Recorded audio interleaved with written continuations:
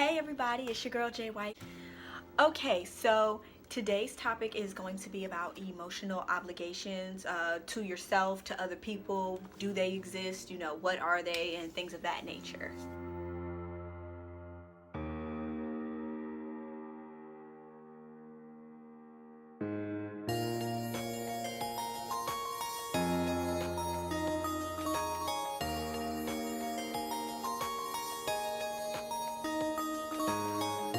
All right, so as far as emotional obligations in respect to oneself, they are definitely there. You are obligated to take care of your own emotions, point blank, period. That is your obligation. Do not try to make it somebody else's problem with what you are feeling. That is all you and all your business, and that's it. That's the end of the line right there. They are everything from how you deal with people, the boundaries you set, your self-care routines, your self-love routine, everything in that realm. Those are your emotional obligations. You are responsible for making sure your cup is full, okay? Point blank, period. You want to pour to other people, that's fine, but if you want to pour out to other people, you have to make sure not only that your cup is full, but that it is overflowing, so you have room to pour out to other people, because you cannot pour from an empty cup. Point blank, period. With me in an earlier video, I was talking about the toxic habits that I got rid of in 2018, and a lot of that was because I was taking care of my emotions. I decided in those moments that I had an obligation to myself that wasn't being fulfilled. I was going through a lot of struggles, and a lot of my relationships dissipated due to these obligations, but I'm happier now because I just really took the time to refill my cup. I took the time to actually focus on what I needed from an emotional standpoint, from an actual physical standpoint, and everything. So yes, they exist for yourself, and they are definitely your problem and nobody else's. You can try to put it on other people, but at the end of the day, it's all you and all you have going on.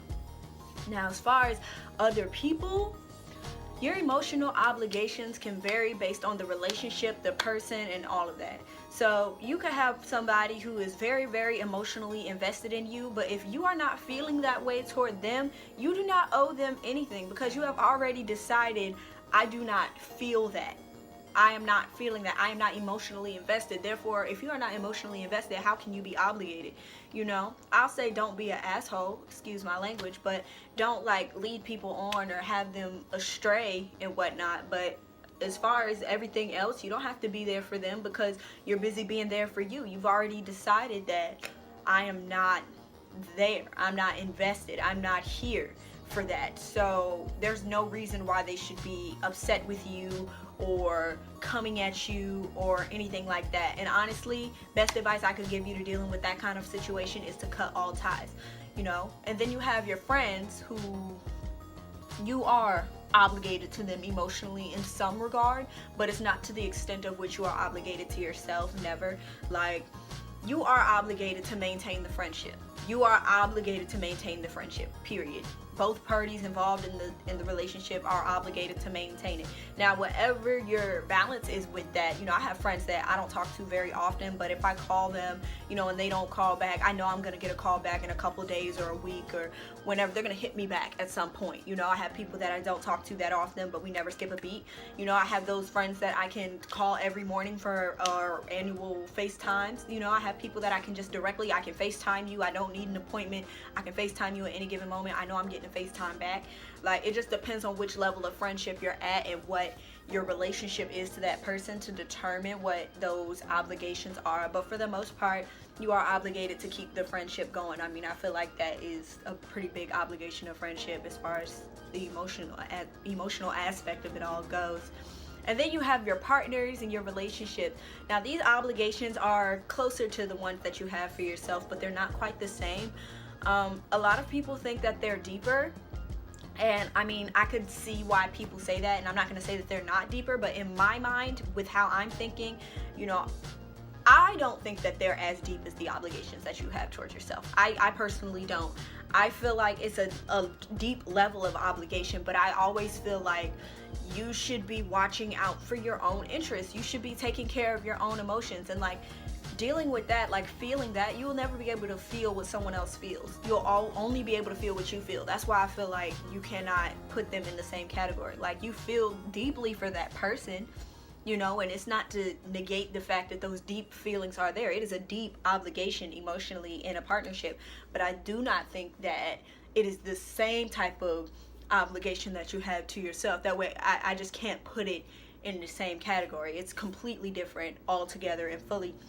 And honestly, it is the obligation of both of you all in the relationship to be seeking out God's face. Like, you should be seeking out God in each other and in general in the relationship, so that the emotions and stuff, when they do pop up, because emotions pop up willy-nilly out the blue when they throw things off, y'all both have a place to return to. It shouldn't be a whole lot of asking other people what's going on. You should be talking to God, and at most talking to, like, you know, someone who like has good information to give you. A lot of times people think that's their parents, and that's not always the case. You know, like, I love my parents dearly. I'm happy for their relationship, but as I've been growing older, I've realized that I don't want the type of marriage that they have. That's not the kind of relationship that I see myself in. I want something different. You know, so I can't ask my mom about certain things because we are speaking from two different headspaces. You know, it's imperative that you have somebody who understands you and what you want and where you're coming from, and in most cases that's just God. Like, that really is just God. Like, God is the only one that really like knows your heart the way you know your heart, and probably better, most definitely better than you know your heart. So he's going to provide you with the insight that you need, and you really don't have to do a whole lot of digging for stuff like that. So you are definitely like obligated deeply in partnerships.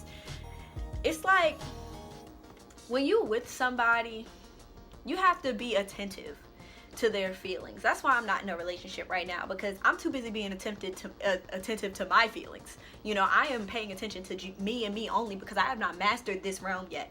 So once you go into a relationship, ideally this is supposed to be taken care of. Yourself is already supposed to be a mastered thing that you already have. You are in your routines, your self-care and stuff. It's second nature for you to be obligated to yourself emotionally, so you can begin adding other things to your plate, because you already ate this.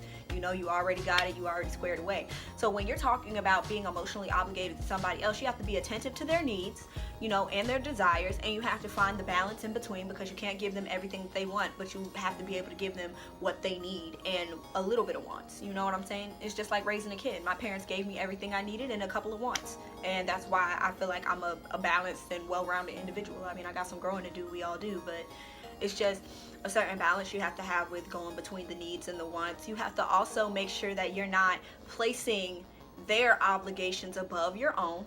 I do believe that you have to make sure you are still acting within the means of your emotional obligations to self. Like, you have to also, it's like you're doing two things at once. You're paying attention to yourself, you're also paying attention to your partner, and you're trying to find your balance in between that, or create your balance in between that, that's healthy for both you and your partner to function in the best possible way. That's what I'm saying. Call upon the Lord. He will guide you to where that needs to be. And then you also have to like keep in mind that, I don't know, you just have to be there for them in a way that you're not there for other people.